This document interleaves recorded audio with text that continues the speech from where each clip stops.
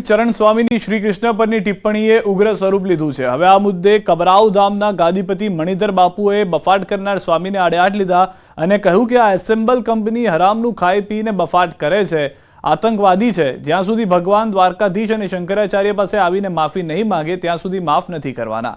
આગામી દિવસોમાં ઉપવાસ પર બેસશે। આજકાલની અને જેને કહેવાય કે એસેમ્બલ કંપની, આને કંપની કહું છું, એસેમ્બલ કંપની હરામનું ખાઈ ખાય જેમ આવે એમ બફાટ કરે છે, લખવા માંડ્યા શું એના ઘરનો ધંધો છે, કાયદો છે અને કોઈ કહેવાવાળું નથી। કારણ બાપુએ આદેશ કરી દીધો છે મા મોગલની કૃપાથી અને તમામ સાધુ સંતોને કહેવાય ગયું છે કે બાપ તમે હવે અનુષ્ઠાન માથે બેસી જાઓ। જ્યાં સુધી આપણે શંકરાચાર્યને સામે માફી ન માગે, અખિલ બ્રહ્માંડના માલિક કૃષ્ણની આગળ લખાણ ન દે ત્યાં સુધી આને માફ નથી કરવાના। સમાઈ ગયેલી પૌરાણિક દ્વારકા નગરી શોધવા મરીન આર્કિયોલોજીકલ વિભાગ વધુ એક પ્રયાસ શરૂ કરી ચૂકી છે। વિશ્વના ભૌગોલિક ઇતિહાસમાં પૌરાણિક દ્વારકા નગરીનું નામ મોખરે આવે છે, ત્યારે મરીન આર્કિયોલોજી ઓફ ઇન્ડિયા દ્વારા દરિયાની અંદર સ્કુબા ડ્રાઈવરોને મોકલી પૌરાણિક દ્વારકા નગરીના અવશેષોનો અભ્યાસ કરવામાં આવી રહ્યો છે। આ સંશોધનથી પૌરાણિક દ્વારકા વિશે ઘણા બધા રહસ્યો પરથી પડદો ઉઠશે, તેમ આર્કોલોજી સર્વે ઓફ ઇન્ડિયાના પ્રોફેસર આલોક ત્રિપાઠીએ જણાવ્યું। ભારતના સાંસ્કૃતિક મંત્રાલય દ્વારા જણાવ્યા અનુસાર અરબી સમુદ્રમાં ગરકાવ થયેલ સાંસ્કૃતિક વારસાને સુરક્ષિત કરવા મહત્વના મિશનના ભાગરૂપે પુરાતત્વ વિભાગની ટીમ દ્વારા સંશોધન કાર્યનો પ્રારંભ કરાયો છે। દ્રશ્યોમાં પણ આપ જોઈ રહ્યા છો કે આખી ટીમ જે છે તે દરિયાની અંદર છે અને એ પણ પ્રયાસ કરી રહી છે કે કોઈક એવા અવશેષો અથવા તો એવા પુરાવા મળી શકે કે જેના કારણે હજી પણ દ્વારકાનો વિકાસ થાય, દ્વારકાને લોકો એ નજરે પણ જુએ કે કઈ રીતે દુનિયાની સૌથી પુરાતત્વ જગ્યામાંથી એક અથવા એક શહેરમાંથી એક માનવામાં આવે છે। हम लोगों ने जो यहाँ पे 2006 में हाइड्रोलॉजिकल सर्वे किया था समुद्र के तट पर, उसमें 2 नॉटिकल माइल की लंबाई और 1 नॉटिकल माइल की चौड़ाई में हम लोगों ने साइड स्कैन सोनार, मल्टी बीम सोनार, इको साउंडर जैसे अत्याधुनिक उपकरणों का प्रयोग करके बहुत ही डिटेल्ड बाथीमेट्रिक सर्वे हम लोगों ने किया है। બનાસકાંઠા જિલ્લાના હિંમતનગર માર્કેટિંગ યાર્ડ ખાતે ઘઉંની અધધ આવક શરૂ થઈ છે। હરાજીમાં ખેડૂતને ઘઉંની ક્વોલિટી પ્રમાણે ભાવ મળી રહ્યા છે। સરેરાશ ભાવની વાત કરીએ તો 580 થી 725 સુધી સારા ભાવ મળતા હોય છે અને એટલે સાબરકાંઠા જિલ્લા ઉપરાંત અન્ય જિલ્લા અને તાલુકાઓમાંથી ઘઉંની આવક અહીં વધુ થતી હોય છે, જેને લઈ હિંમતનગર માર્કેટિંગ યાર્ડ ખાતે સારી ક્વોલિટી પ્રમાણે ભાવ મળી રહ્યા છે।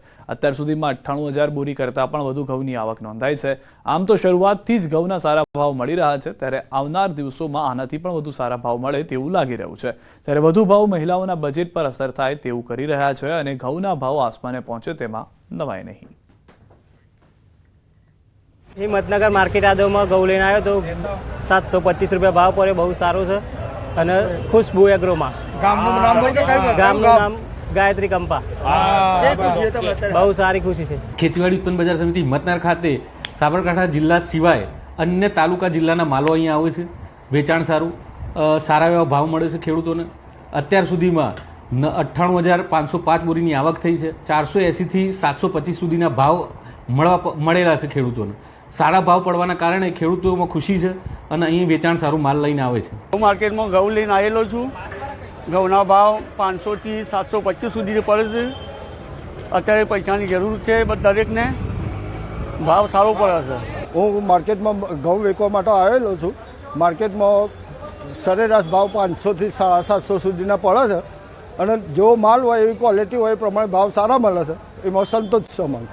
રાજકોટ જિલ્લાના જેતપુરમાં ભાદર નદી પુરના પુલનો એક તરફનો ભાગ ક્ષતિગ્રસ્ત થતા બંધ કરાયો। વાહન ચાલકો પરેશાન। રાજકોટ જેતપુરની ભાદર નદી પર નેશનલ હાઈવેના પુલનો એક બાજુનો ભાગ ક્ષતિગ્રસ્ત થતા પુલની એક બાજુનો રોડ વાહન વ્યવહાર માટે બંધ કરવામાં આવ્યો। અહીંથી યાત્રાધામ, સોમનાથ, વેરાવળ, પોરબંદર જેવા બંદરોએ અવરજવરને જેતપુર શહેરમાં પ્રવેશવાનો એકમાત્ર રસ્તો હોય અને આ પુલ પરનો એક બાજુનો રસ્તો બંધ થતા લાખો વાહન ચાલકો મુશ્કેલીનો સામનો કરી રહ્યા છે। પુલ બન્યો ત્યારથી અત્યાર સુધીમાં વારંવાર પુલની એક બાજુ ક્ષતિગ્રસ્ત થઈ જાય છે, તે પુલના કામમાં થયેલા ભ્રષ્ટાચારની ચાડી ખાય છે। આ અગાઉ પણ આ પુલ પર અનેકવાર બંધ કરવામાં આવ્યો હતો અને મરામત કરીને પુનઃ શરૂ કરાયો હતો। જેતપુરના નવાગઢ પાસે ભાદર નદી ઉપર બનાવવામાં આવેલ નેશનલ હાઈવેનો 270 મીટર લાંબો પુલ 14 વર્ષ પૂર્વે વાહન વ્યવહાર માટે ખુલ્લો મૂકવામાં આવ્યો હતો। પુલ બાબતે તો ઘણા સમયથી અમારી રજૂઆત વારંવાર છે।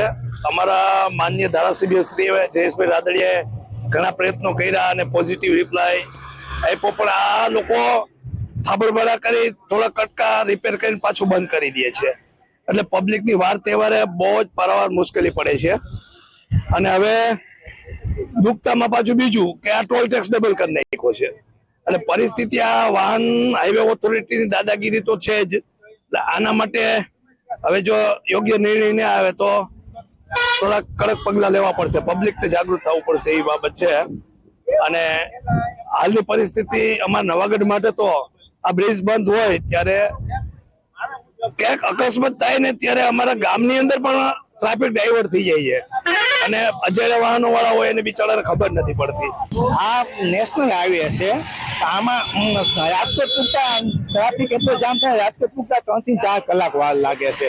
તો આ પુલ કેદુનો બંધ છે છેલ્લા 2 વર્ષથી, અને આ લોકો જાય ઠીકરા મારેલ છે અને વાલે ખરે ચાલુ બંધ કરા રાખે, થોડાક દી ઠીકરા મારીને પાછા ચાલુ કરે. તો આની કઈક કાયદેસર કરીને અમુક વર્ષો સુધી તકે એવું કામ કરવું જોઈએ ને. આ ભ્રષ્ટાચાર આમાં થયેલ છે. ફૂડ એન્ડ ડ્રગ વિભાગ નાગરિકો શુદ્ધ ખોરાક મળે એ માટે કટિબદ્ધ છે. નડિયાદમાંથી શ્રી શેમ ડેરી પ્રોડક્ટ નામની ઘી બનાવતી ડેરીમાંથી 3100 કિલો બનાવટી ઘી જપ્ત કરવામાં આવ્યું છે. અંદાજે 3 ટન જેટલી કિંમતનો 8.75 લાખનો જથ્થો જપ્ત કરવામાં આવ્યો. 5 કિલો ઘીની ફ્લેવર સહિત ભેળસેળ માટે બટર ઓઇલ પણ પકડવામાં આવ્યું છે. આ અગાઉ આ વ્યક્તિ ભેળસેળમાં પકડાયેલ છે, જેને 2 લાખનો દંડ પણ કરવામાં આવ્યો હતો. આ તમામ ભેળસેળ ઘી જપ્ત કરી નમૂનાઓ મોકલવામાં આવ્યા છે. સદર જગ્યાએથી લગભગ 3100 કિલો એટલે કે 3 ટનથી પણ વધારે બનાવટી ભેળસેળવાળું ઘી જપ્ત કરવામાં આવેલ છે. આની અંદાજિત કિંમત 8,75,000 જેવી થાય છે. સદર પેઢીમાંથી 5 કિલો જેટલી ઘીની ફ્લેવર મળી આવી છે. ઘીમાં ભેળસેળ માટે બટર ઓઇલ મળી આવેલું છે, અને આ બધો જથ્થો જપ્ત કરીને તેના 3 અલગ અલગ નમૂના લઈને લેબમાં પૃથ્થકરણ માટે મોકલવામાં આવેલા છે. એક નકલી ઘીની ફેક્ટરી ઝડપાઈ છે. નડિયાદ ડાકોર રોડ ઉપર આવેલી શ્રી શેમ કલ્યાણી ફેક્ટરીમાં દરોડા પાડવામાં આવ્યા. 3109 કિલો ઘી અને ભેળસેળ કરાતું પદાર્થ જપ્ત કરાયો છે. નડિયાદ ફૂડ એન્ડ ડ્રગ વિભાગે 3 અલગ અલગ સેમ્પલ લીધા. 8.75 લાખનું શંકાસ્પદ ઘી અને મુદ્દામાલ જપ્ત કરાયો. થોડુંક ચોખ્ખું ઘી છે, બાકી બધું ઘી જે છે અમે એક બટર ઓઇલ કરીને આવે છે, તૈયાર લિક્વિડ આવે છે, એમાં ફ્લેવર આવે છે ઘીની, એ ઉમેરી મિક્સ કરી મશીનમાં મિક્સ કરી અને પછી અમે એને ડબ્બા પેક કરી ઉપર અમારું કંપનીનું કે અમારી જે બ્રાન્ડ છે મારી ને વેચાણ કરીએ છીએ. આ કેસની અંદર અગાઉ 2 વર્ષ પહેલા આ જ ફેક્ટરીમાં અમે ભેળસેળ બાબતે રેડ કરેલી, નમૂના લીધેલા, એનો કેસ થયેલો.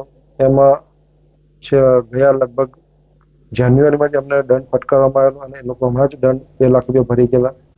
સાંસદ મયંક નાયકે કચ્છની વિરાસતનો મુદ્દો ઉઠાવ્યો. કચ્છની વિરાસતને સાચવવા મ્યુઝિયમ અંગે પ્રશ્ન પૂછ્યો. પર્યાવરણ વિભાગનું શું આયોજન તેવો પ્રશ્ન પૂછ્યો. કચ્છમાં એક તરફ રણ તો બીજી તરફ દરિયો. ભૂકંપ પછી કચ્છ ક્યારે બેઠું થાય એવું લાગતું ન હતું. રાજ્ય અને કેન્દ્ર સરકારના પ્રયાસથી કચ્છ ફરી બેઠું થયું અને અનેક ગણો વિકાસ થયો. હવે આ વિરાસતને સાચવવા શું આયોજન?